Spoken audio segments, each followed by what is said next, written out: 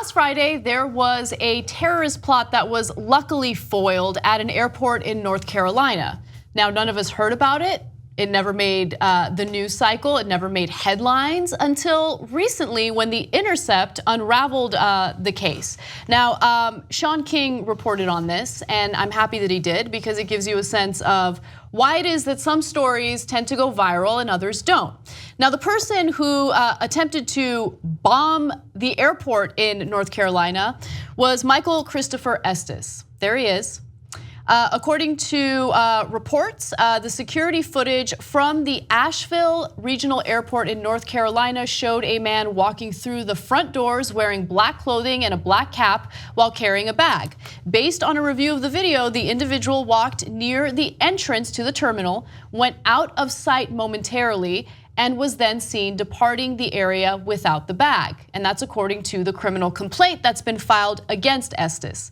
Now, what investigators eventually found in that bag was ammonium nitrate fuel-only explosives that, according to the criminal complaint, have been used in a number of terrorist-related incidents around the world. So when this comes into contact with a flame or other ignition source, it explodes violently. He even added nails or ball bearings to this device to increase the devastation inflicted by the explosion. Okay, and keep in mind that this is not, oh, we suspect that this guy might have done. No, they had the bomb, and luckily they were able to disarm it. Before disarming it, authorities discovered the alarm attached to it was scheduled to go off at 6 in the morning, just as a fresh round of travelers was scheduled to arrive at the airport. This guy is a terrorist. And if you think that there needs to be some sort of ideological thing behind it, well, there is. The man openly admitted to authorities that he was preparing to fight a war on US soil and that this bomb was but one part of that war. Okay, so let's break this down. Number one, I want to give credit. I want to give credit to airport security. Wonderful job of catching that guy, man. They see him in black. They somehow figure out that maybe they should question him. I want to give credit to the bomb-sniffing dog. In a lot of years of covering news, I've never seen a bomb-sniffing dog actually work. Okay, I'm sure they do. I'm sure they do from time to time, but not a lot of those stories. Such a canine hater. Okay, no, but in this case, great job with their canine unit. And I want to give credit to the authorities who have arrested him and are prosecuting them. Okay, so that's great because we stopped it and people didn't die. Okay, now to the discredit. One more piece of credit to The Intercept that consistently does wonderful stories like this, and Sean King, who's also, by the way, a TYT contributor, and you can see his videos on youtube.com/TYTpolitics. Okay, now to the discredit and the heart of the story. Come on, guys. Again, it doesn't matter who you are. It doesn't matter if you're an independent, right-winger, liberal. It doesn't matter at all. You know that if a guy who was Muslim was stopped at an airport in North Carolina and was gonna blow up travelers in North Carolina, and he had a bomb with nails in it and ammonium nitrate and fuel oil and said he was gonna start a war in America. Wall-to-wall coverage, nonstop Donald Trump tweets, all the news crews are there, etc.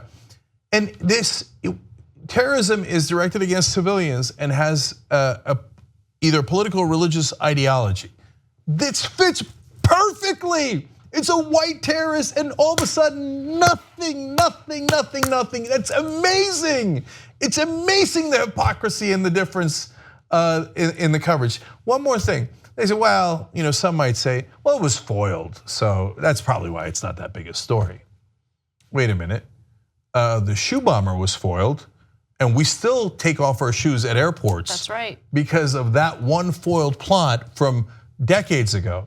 The underwear bomber was foiled, and everybody knows who the underwear bomber was.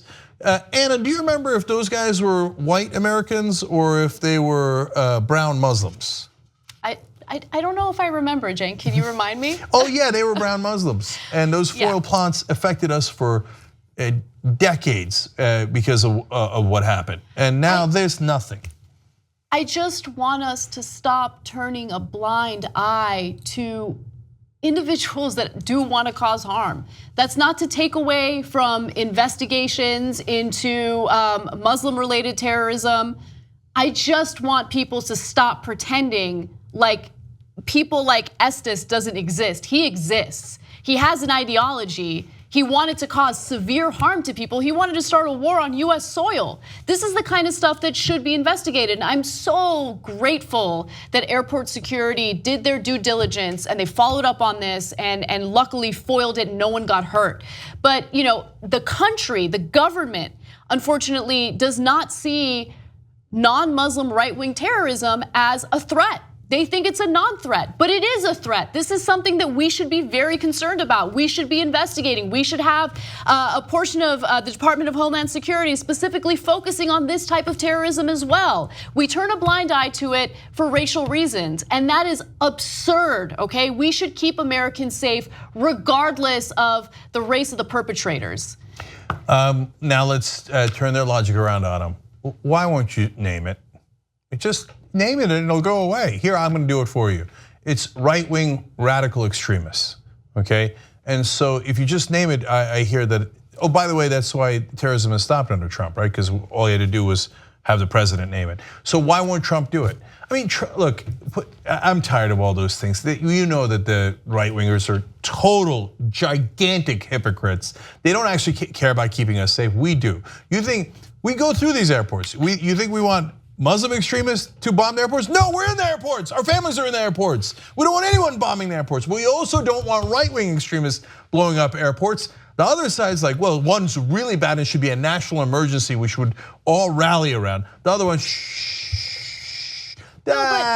who cares? But right? think about this, like just to put everything into context.